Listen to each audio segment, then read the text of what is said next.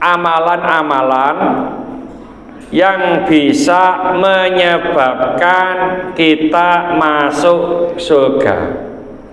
Pertama yaitu ngayunkan, memukulkan pedang, memuliakan tamu, menjaga waktu-waktu sholat.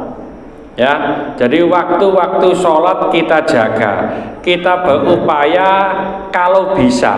Ya, waktu itu di awal waktu sholat itu.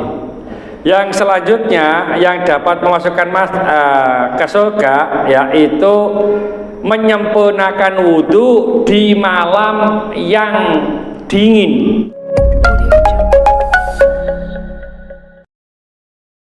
Assalamualaikum warahmatullahi wabarakatuh.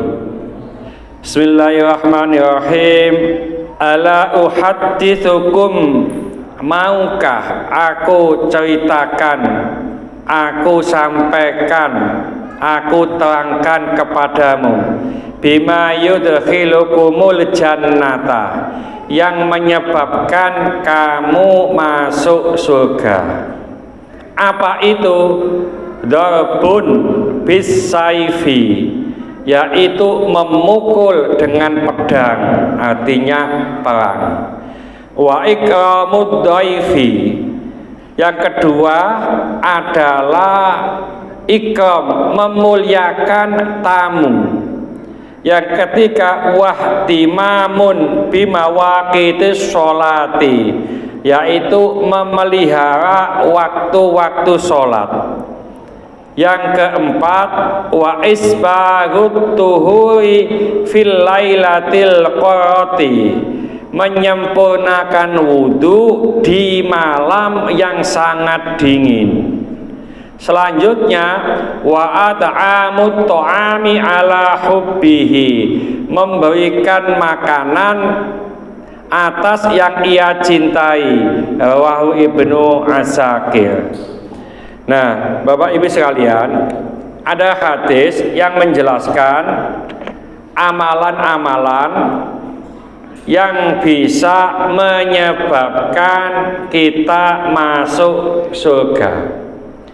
Pertama yaitu darbun bisayfi, jadi mengayunkan, memukulkan pedang. Nek saiki wis gak ono, Pak.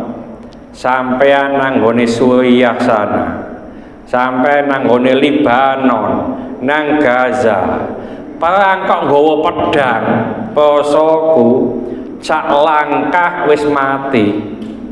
Ya, jadi sudah tidak ada pedang.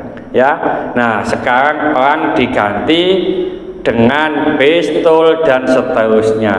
Nah, ini perang itu adanya di tempat yang jauh sana. Di tempat kita sudah tidak ada perang. Ya, jadi ini kadang kala tidak bisa kita lakukan. Yang kedua wa ikramud dhaifi, yaitu memuliakan tamu. Sering saya sampaikan, kadangkala kita itu ada tamu terus diajak masuk ke rumah, ngono ku dijak omong tok sampai mulai, Pak. Ya, makanya kita upayakan, ngapunten, kita upayakan, mungkin kalau di ruang tamu kita itu ada meja, ada kursi, ya, upayakan mejanya itu ada minuman, ada camilan, jajan, permen dan seterusnya. Maksudnya apa? Supaya ada tamu kita bisa menghormati dengan jalan, ya tadi itu monggo, ya ada minuman. Sekarang itu kan gampang, Pak. Ya, air mineral itu banyak sekali. Dulu enggak. Dulu itu kadang-kala kalau ada tamu, istri atau anak itu sih gawe teh. Ya, panas cigawa ini gawe teh waktu itu belum LPG. Sik kompor conyokan ngene, iku sik lumayan, biasae dadek geni dhisik. Ya, itu lama sampai 15 menit lebih setelah teh terhidangkan dibawa ke ruang tamu, tamune kalau wis kudu mulai, Pak.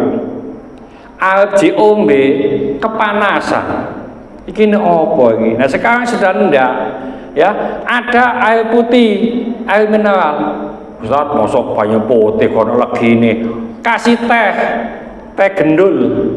Teh gendul teh botol itu ya. Lah, itu teh kotak banyak macam-macam. Ya, kita tidak kesulitan. Bahkan ngapunten, nek ono tamu masuk rumah, ya dulu pernah saya sampaikan, tamu masuk ke rumah itu, tamu itu membawa rezeki, ya. Lalu kalau tamunya pulang, itu tamu itu membawa dosa-dosanya tuan rumah. Makanya nek akeh tamune rezeki teko akeh, lalu dosa-dosa kita dibawa oleh tamu. Antarkan tamu itu sampai ke pintu gerbang. Barang siapa yang mengantarkan tamu sampai ke pintu gerbang menurut hadis, maka area depan rumah kita itu adalah taman-taman surga. Jadi kalau kita ingin menjadikan halaman rumah kita menjadi taman-taman surga, kalau ada tamu, antarkan sampai pintu gerbang kita. Ojo diantarkan sampai pintu rumah, nggih monggo sudah. Ya ndak gitu. Jadi sampai pintu gerbang kita.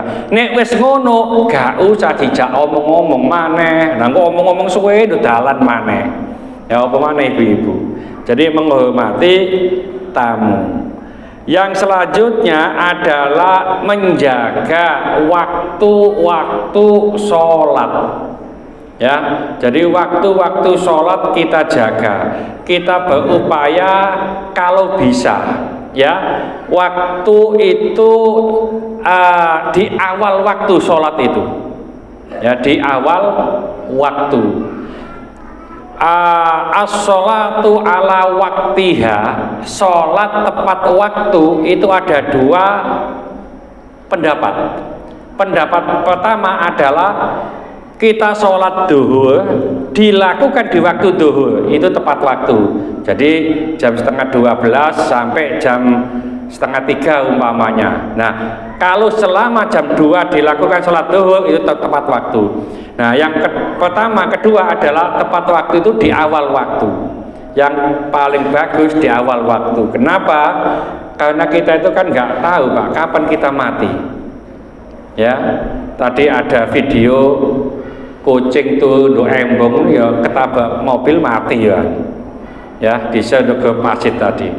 Ya, wa idza jaa ajaluhum la yastakhiruna sa'atan wa la yastaqdimun. Apabila datang itu apabila ajal itulah datang kepada kita, kita tidak bisa memajukan, tidak bisa mengundurkan sedikit pun. Tepat waktu. Ngapunten, ya. Saya itu pernah ditanya, Ustadz, resepnya ke masjid sebelum adzan bagaimana? Ya. Karena saya setiap ke masjid insya Allah sebelum adzan. Saya ada kajian, Pak. Kajian di Gresik itu 2 masjid. Lalu di sini di Musola Al-Hikmah.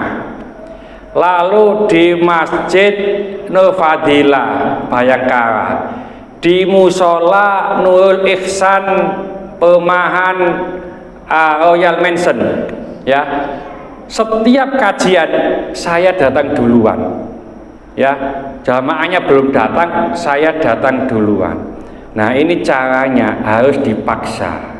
Semuanya harus dipaksa dulu. Setelah dipaksa sudah kebiasaan, nanti kalau nggak melakukan nggak enak. Jadi umpamanya adzan kok sing oma nggak enak. Karena sudah apa?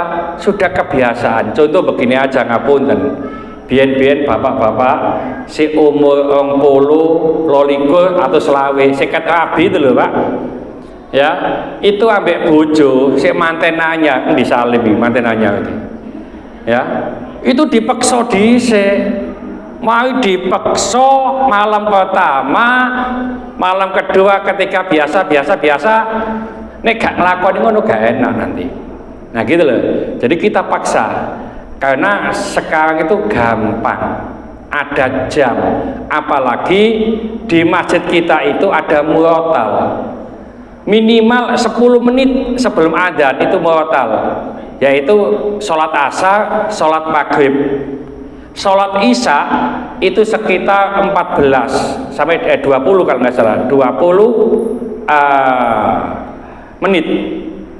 Kalau duhur itu 14 menit. Kalau subuh itu 24 menit sebelum adzan. Nah itu kan sudah cukup. Kalau sudah bunyi langsung kita berangkat. Nah ini kalau sudah biasa, insya Allah ya, mosok nunggone Mekah Madinah iso nunggone gak iso. Ya, di Mekah Madinah itu saya lihat yakin hampir semua jamaah Indonesia itu nunggu sholat. Nih nduk kene sholate nunggu jamaah. Ya, jadi kita berupaya. Yang selanjutnya yang dapat memasukkan ke surga yaitu menyempurnakan wudhu di malam yang dingin. Ngapunten nek sholat telat nduk nggone pacet trawas nggone batu omongane sing biasa bolang ngono ya subuh-subuh wudu ngono ya mbok yakin gak ketemu Pak. Iku sing biasa bolang itu subuh-subuh ate wudu ketemu waduh wis kiu ngene wis gak ketemu wis ya. Menyempurnakan wudu di malam yang sangat dingin itu dapat mengantarkan kita ke surga. Biasa nek wudu pek gitu aja.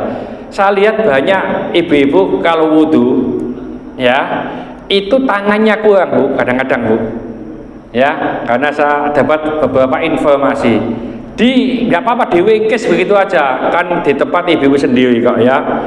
Yang terakhir adalah memberikan makan yang ia sukai ya, jadi ngekei mangan iku sing biasa dipangan Pak. Ojo kene mangan ojo lele, tamune dikai mangan beras haski ya. Kita makan umpamanya sate, tamune umpamane tempe, itu juga nggak pas. Ini sudah disiapkan hidangannya di luar ini. Kita baca lagi nggak cukup ini ya. Tinggal 10 menit mungkin ya. Jadi kalau bisa nanti bisa menikmati dengan baik. Mudah-mudahan sedikit ini dibarengi hidayah oleh Allah Subhanahu wa taala. Mudah-mudahan segala hajat kita dikabulkan Allah, segala kesulitan kita dibantu oleh Allah. Mudah-mudahan anak-anak kita menjadi anak soleh solehah, taat kepada Allah, patuh dan nurut kepada kedua orang tua. Dalam kasih keturunan, mudah-mudahan Allah akan keturunan yang soleh solehah. Dalam kasih jodoh, mudah-mudahan Allah akan jodoh yang soleh solehah. Mudah-mudahan di antara kita, keluarga kita, haditolan kita, tetangga-tetangga kita yang saat ini sedang sakit baik di rumah sakit maupun di kediaman, mudah-mudahan Allah cepat mengangkat penyakitnya, menyembuhkan penyakitnya, dan mudah-mudahan Allah memberikan kesabaran kepada yang sakit, dan dengan kesabaran ini mudah-mudahan Allah mengangkat seluruh dosa-dosanya, dan mudah-mudahan Allah mengampuni dosa-dosanya orang yang mendolimi kita. Al-Fatihah. Bismillahirrahmanirrahim. Al-asri inna lisalati khusyn illa alladziina aamanu wa 'amilus solihati wa tawassaw bil haqqi wa tawassaw bis sabr. Subhanakallahumma wa bihamdika asyhadu an la ilaha illa anta astaghfiruka wa atubu ilaik. Assalamualaikum warahmatullahi wabarakatuh.